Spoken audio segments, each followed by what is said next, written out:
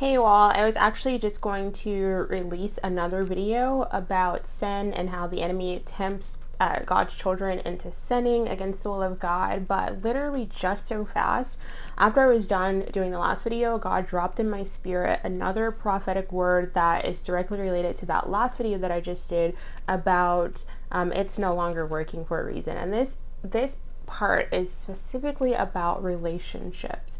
And it's about relationships because the Lord began to reveal to me very quickly that some of you are trying to fit into relationships that God is not allowing to work for a reason. And that may be friendship groups, that may be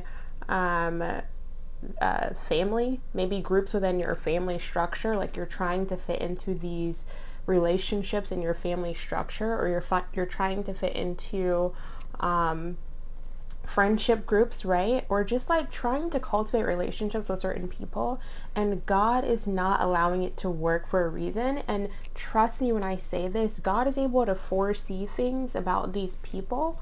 God is able to foresee things about how these relationships will play out well into the future, things that you cannot foresee, things that you're not able to see about these people, things that you're not able to see about these relationships that will play out. God is able to foresee these things, and He's put a stop to it for a reason. If you're not able to fit in with certain groups of people and you're wondering to yourself, why don't these people like me? Why don't these people want to accept me? Why can't I fit in? Why don't they like the way that I dress? Why don't they like the way that I talk? Why don't they like my personality? Why are they nitpicking at every little thing that I do? Why do I feel like I just can't fit into these people groups, these structures where people are gathering? And it is because it is a reason for that. God doesn't want you to get comfortable with these people, because He knows that if you begin to merge yourself, right? Amos chapter 3 verse 3, one of my favorite scriptures says, can two walk together except they be agreed? If you begin to merge yourself with these people groups and with these relationships, yes, even sometimes it can be family, it will stunt your growth. It, like, hear this so clearly, it will stunt your growth. You will not reach the full capacity of who it is that God has called you to be hanging out with these people and these people groups. And you may not be able to foresee this, but God can foresee this. He can foresee well into the future how these relationships will end up, what it will do to you, the trauma it will do to you, who it will change you into, right? The character it'll make you change into, right? The personality traits that you'll begin to take on from these other people's. It's all directly against the will of God for your life.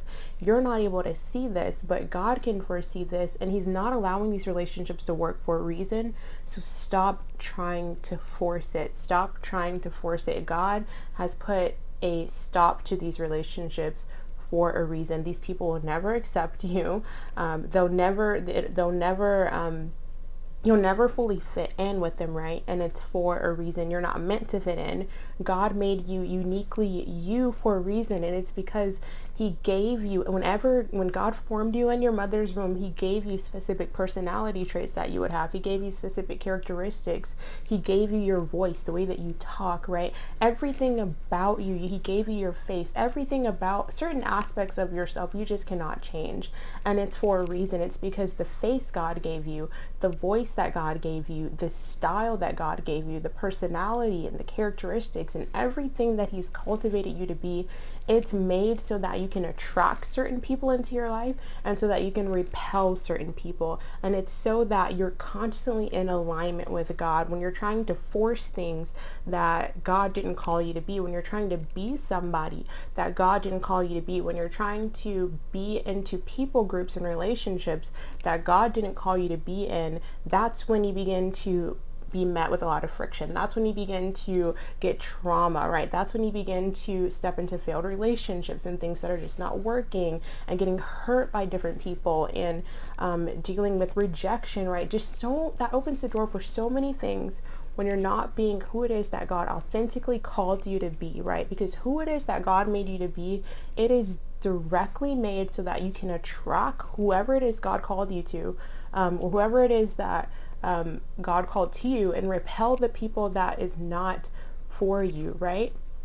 There are plenty of times where people will come in my videos and not like my voice. They'll say that I talk too low, or they'll say that I or I try to sound too proper, but even though it's just the way that I was raised, right?